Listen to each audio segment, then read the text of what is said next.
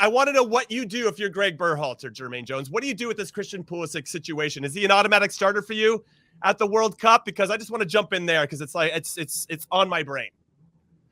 It's a tough one because you have a young group and you have a lot of quality. I think in midfield, and you can play around. But still, it's Christian Pulisic, so he's a big reason why they're all there. In his position, I think we all know the team he plays with Chelsea. It's not an easy roster and not an easy squad. So I think he's still the captain. He's the main guy for the national team. So yes, I will play him if I'm the head coach. Jermaine, you were one of the early sort of dual nationals that was a high-profile player coming to play for the United States men's national team. How much have you seen the evolution of, the environment you came from? You were capped a couple times with Germany to now this young group of players. I mean, what's the difference now between the quality of when you came in and what you're seeing and the next generation of quality?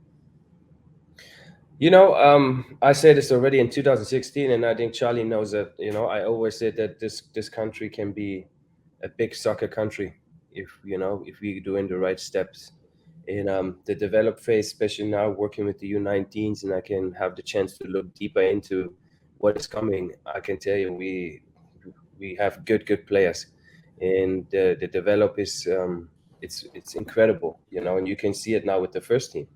We have the youngest group going to the World Cup if you I think the oldest guy is like how old, 26, 28 or something like that. So in that's crazy, so for a first team.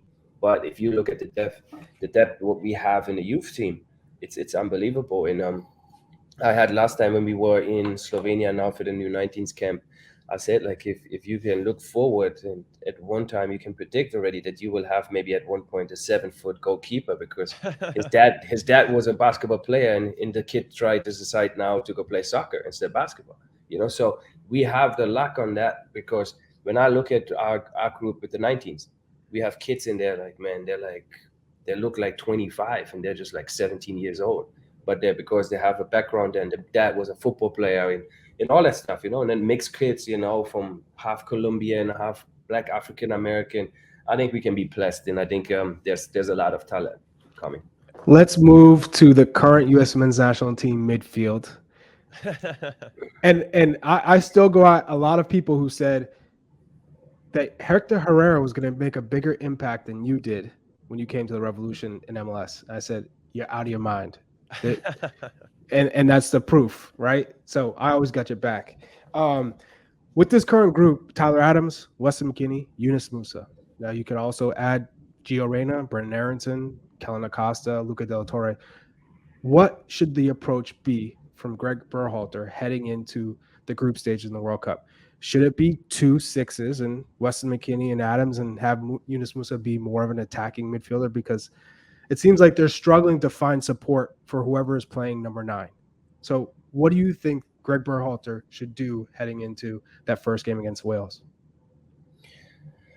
I will, from watching the 3 games with ESPN when I worked over there, I would say, like, definitely I would go with 1-6 Adam, and then bring 2 guys on the front. Give Weston maybe the chance to go and be free.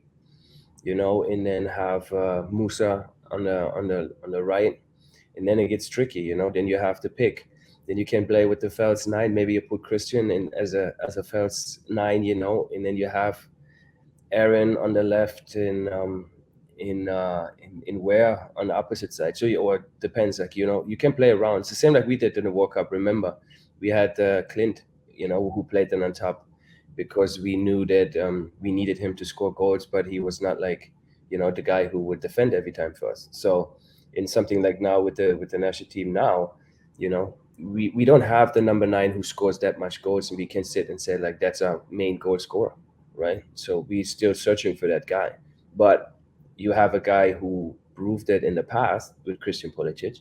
So maybe you give him the freedom, to find himself in that World Cup, put him as a 9, and then have behind him Weston, somebody who's good in, attacking the box, coming late.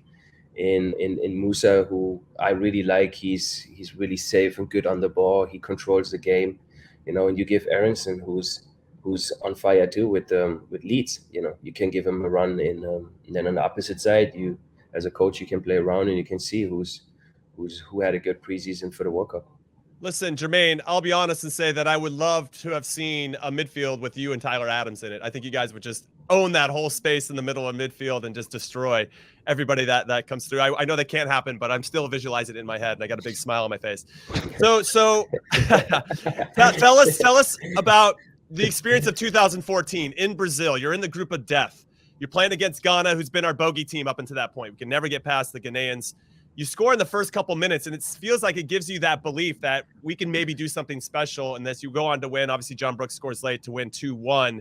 And then against Portugal, obviously 2-2, and you score a great goal in that one. And then Germany lose 1-0. They were in complete control of that one. I was there, and I remember them being pretty dominant, but it was enough to see us get through. How important, because we've talked about it a lot here on the show, how important is that first game to get the belief, not only of the players, but the fans and everybody else behind you to say, hey, we're a team that has something special and we're going to prove it to you? You know, I don't think it starts just at the World Cup. I think it starts the weeks before, you know, when you prepare, when you have the first interviews and you go with talks. And, you know, I think with us where it clicked was when we went to New York and everybody was writing us off and people were like making jokes about us, especially somebody like Alexi Lalas, you know.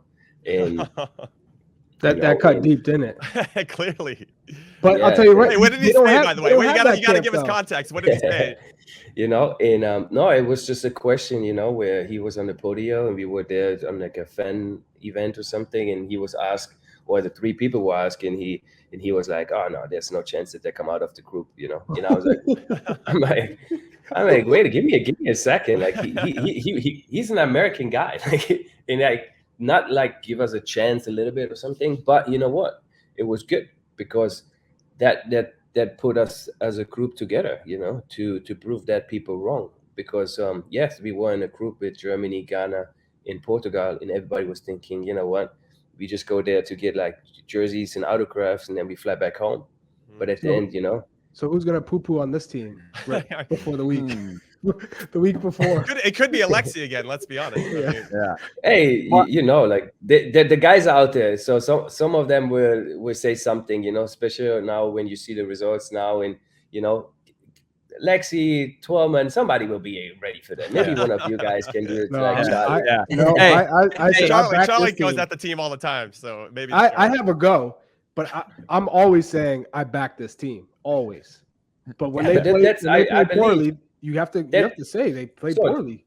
The reality is, like, as living in this country, represented this country, and we wear this jersey, you always have to go and say, I support them and I hope the best that they're going out there in there, they achieve what they want to achieve. But if you work on TV, yes, you have the rights, if they don't play good, to say, okay, they were not playing good. But then at the end, we all know you cannot play every time good. So we have to find a balance, like how much you want to crush them and how much you take it into like a joke. And you know, some of the guys there, you know, they like to play. And I came back on Alexi Lalas for that, you know. And he was the first one on Twitter then apologized because he knew he was like not looking good. But you know, it's at the end, it's a tournament, and you know, Charlie, and you know, it's like you go there to enjoy it, man. That's maybe a lifetime. You know, it's the biggest party in the world. Like if you not go there just to enjoy the whole thing, then I don't know, maybe you have nothing to do. Then stay home. You know, you don't have to be scared about playing against big player or whatever. Go there, enjoy it, have fun. You know. Yeah. Hey, Jermaine, so when you played in 2014, and between you and Tim Howard were my players of the tournament for the U.S. team, but you weren't young, you weren't inexperienced, you were at what I think the perfect time to be coming into a World Cup. Of course, it would have been nice to have you in 2010 without the injuries, but you came in and you were a leader from the beginning. Now, I don't know if it was predicted that you would be the best player for the U.S. that took what we had seen in all the national team games and then elevated on an even bigger stage, right? When you look at this team now, do you think we have those pieces? Because like you said, we have all the cool stats, like being the youngest and, you know, guys playing in bigger clubs now and things like that, but it's still a young team and it's still lacking some of that experience that you can look back on in difficult moments. The moment you give up a goal in the first minute of the World Cup, or the moment things go a little bit hard for you, it seems like this team struggles to look around and recognize, a few players that can lift this team up in difficult moments. Do you think this team has that? And what is it that you drew on in your World Cup experience that made you rise to that occasion or rise to that challenge? For myself, what I said before, I knew it was my last chance to play a World Cup. I just wanted to enjoy it. A lot of people don't know that I played with a double hernia. So I was injured the whole time, and I played under pain. But, there's moments in life where you just, you have to see it this as a one-time chance. And that's something like the World Cup. So all the players now, when people talk to me Saudi Arabian game and like the games, and I'm like, guys, you never been there before. That's short before a World Cup. Now with all the games, you careful. You don't want to get injured because your focus is into that World Cup. So I'm pretty sure that you will see complete different faces of all single ones of who's in this roster, because this is where you see who's a man and who's not a man, who can show up on a big stage and who cannot. And people were surprised with me. They always said like, oh, how can he, get better when he plays the top games? Because I was used to it. I played Champions League top games every weekend out, and people, they don't. And when they went to the World Cup, they broke, and you were able to see who's ready for the big stage and who's not. And yes, you will see. We have a young group, and this is the next challenge for this young group. And you will see at the World Cup who's top class and who's still developing and who needs time. Well,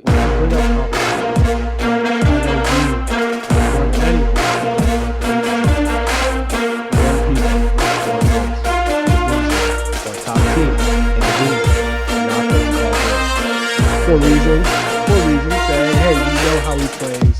We don't need to call him in. Is this a play?